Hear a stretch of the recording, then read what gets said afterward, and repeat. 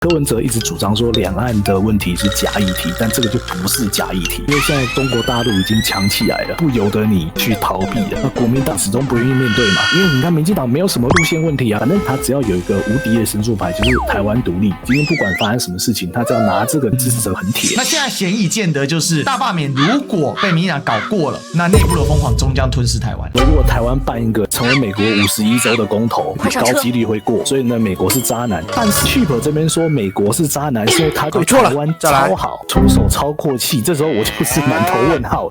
军售是我们付钱吧？而且更北七的是东西还不一定拿得到。Ladies and gentlemen, welcome the host. 然后偶然滑到了 Chip 的贴文，反正就是它里面也是拿恋爱论，然后来讲两岸关系跟美中关系嘛。内容就是说，中国是很恐怖的前任，那美国呢，他是一个高富帅。但是是个渣男。那日本呢？日本是个文青，我实际不太懂为什么他说日本是文青啊，但没关系，不重要，反正我们也要讨论日本。反正他就说美国是个渣男。其实这个比喻我之前也有拿来比喻过，其实蛮贴切的。但是他讲的细部行为，其实我不同意。但大方向其实我也是拿来这样比喻的。但首先呢，我要说，如果论中国是个恐怖前任的话，至少我觉得小粉红是。那习近平目前不是，因为习近平不会一整天高喊着武统。那美国是个渣男是，但是呢，Chip 他的论述是说什么？美国对台湾出手超阔气，我帮台湾买安全帽，后面括号军售。我就看到这个，我就想说，哈，真的是屎盲！军售是我们付钱吧？什么时候是美国帮我们买，或美国免费送我们的？有这回事吗？而且更北七的是，我们付钱东西还不一定拿得到。然后呢？送早餐，科技投资。送早餐，渣男送早餐给要钓的妹子。可是为什么是我们？怎么这样感觉比较像是我们送早餐给美国，我们把我们台积电送给美国？对啊，反过来了吧，对吧？然后呢，帮忙叫 Uber 国际曝光，这点我算认同了。我们的国际曝光虽然不高，但的确，因为美国它在世界上就英文嘛，英文有这个国际话语的霸权嘛。所以这点我算是同意了。然后他最后一句说自己很渣，但整体来说比中国可靠的对象。这点我们什么时候美国比中国可靠？这个我就超级质疑的。而且他这个帮忙叫 Uber， 他还要加一个吧？帮忙叫 Uber， 你自己付钱。而且这个 Uber 还要沿街大肆宣传说，我告诉你啊，对，这没错，这 Uber 我叫的啊。问题是你要得自己付钱啊。这倒是事实哦。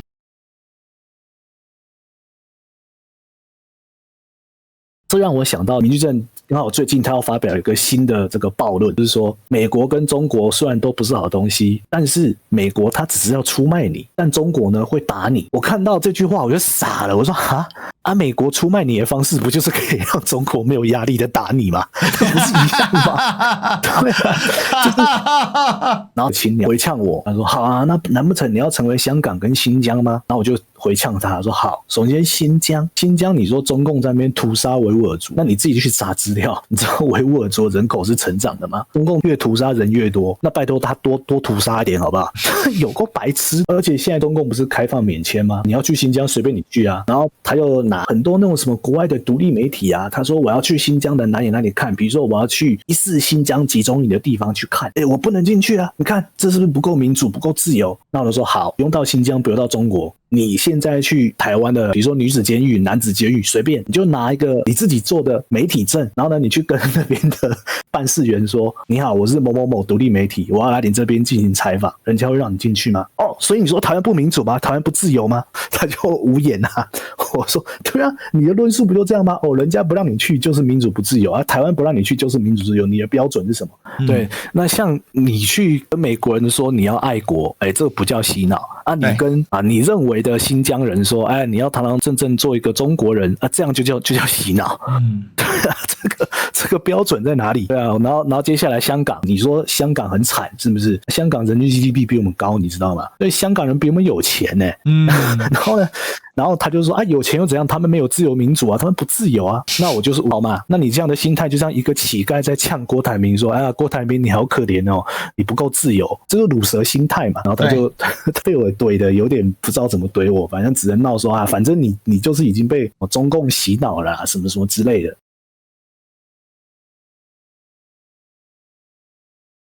就发现反正今天民进党他只要有一个无敌的神助牌，就是台湾独立，今天不管发生什么事情，他只要拿这个就可以让支持者去。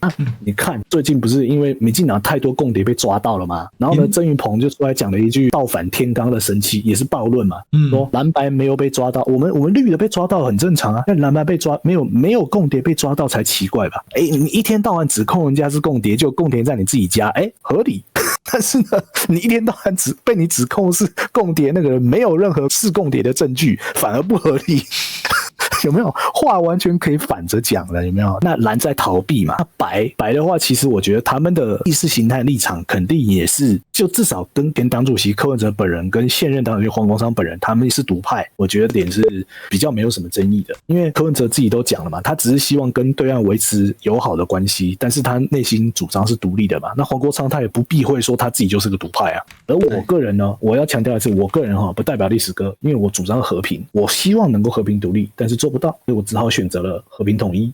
所以我是可以说我就是 ISF 个人是个统派啊，而且是和统派。但有一些统派他是希望蓝统，比如说国民党里面还有很多这种人这个就是理想，但是做不做得到呢？我相信你扪心自问，你现在我不要说完全做不到，但至少 99.99999% 做不到。那当然那个智障青鸟会觉得说你不试试你怎么知道？对啊，有 1% 的机会你也可以尝试，搞不好就给你赌对啦。他说好嘛，那你现在把工作辞了，然后把你身家 all in 去买乐透嘛，搞不好你就中啦。那为什么你不这么做呢？搞不好中了乐透有500万美元的话，就可以移民啦。对啊，美国金卡就来啦。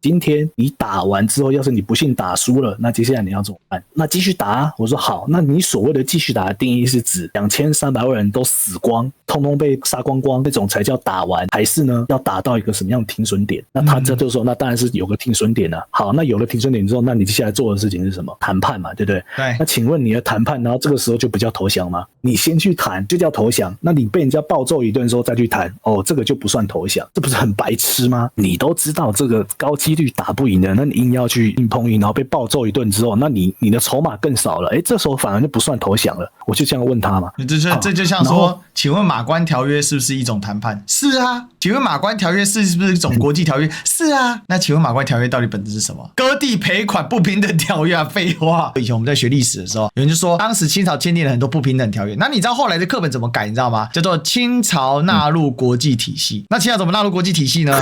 各种签不平等条约，然后就有人会出来洗地我记得我读大学的时候就有老师在洗地说，条约哪有什么不平等？条约就是条约，哪有不平等？这时候他们就会指责我这种人是卖国贼嘛。那我在论述什么叫做卖国贼嘛。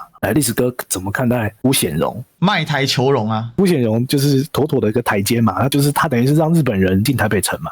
那可是你要想你想当辜显荣，还是你想当简大师、柯铁虎或是林少猫？如果你选择当了辜显荣，当宅伪宅可能就会是辜振甫，有没有？辜连松或辜宽敏，后代可能还有个辜仲亮。可是如果你选择当了简大师、柯铁虎或林少猫，你的后代是谁？不晓得，不认识，对不对？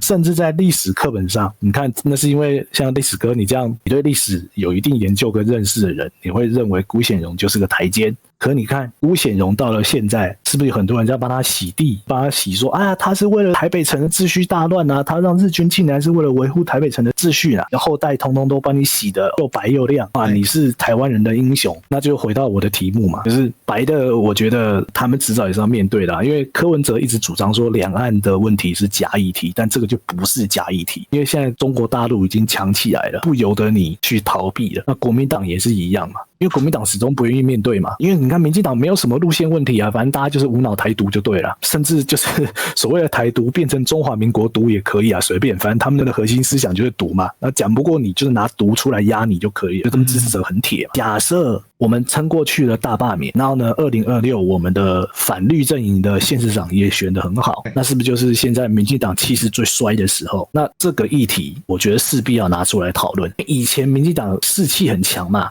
那统独议题就很敏感嘛，是个禁忌话题嘛，蓝的永远不敢拿来碰嘛，因为你只要拿来碰，人家就拿卖台啊这个统派的帽子来扣你。那即便那个时候张亚中老师还是就是每天都拿这个出来讲嘛，非绿的候选人出来讲说主张就是两岸要进行政治谈谈判，这个肯定会被泼红漆，说啊，你就是要卖台啦，你就是要把台湾卖给中国啦。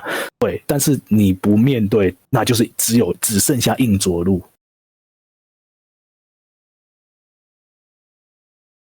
我觉得民众党最好的一条路是什么？就是做一个台湾本土派而取代的民进党嘛。他可以对对岸是一个冷和的角度，但是他不可以对对岸是一个绝对敌视的角度。民进党现在最大的麻烦是，他对对岸是一个绝对敌视的角度，先从台独再变成反共，现在甚至变成割器官了啊，什么都来了，那只有更加的疯狂。那把这样疯狂的政党淘汰掉，那才有办法说让台湾的社会在接下来两岸逐渐逼近这个所谓历史的转折点，或者是我们可以讲说这个问题，就两岸问题的终点站之前，台湾会比较平稳啊，而不是从内部的疯狂就把自己给吞噬了。那现在显以见得就是大罢免如果被民进党搞过了，那内部的疯狂终将吞噬台湾。如果大罢免没有被搞过，民进党是大败收场的话，那这个部分呢，巴炯他们这一群 K 小黑熊啊，曹新成啊，其实这是赖清德的密令嘛，赖清德密令黑熊去干这些事情嘛，赖清德本身就是个疯狂的家伙嘛，那这样的一个气焰就会得到一定程度的压制。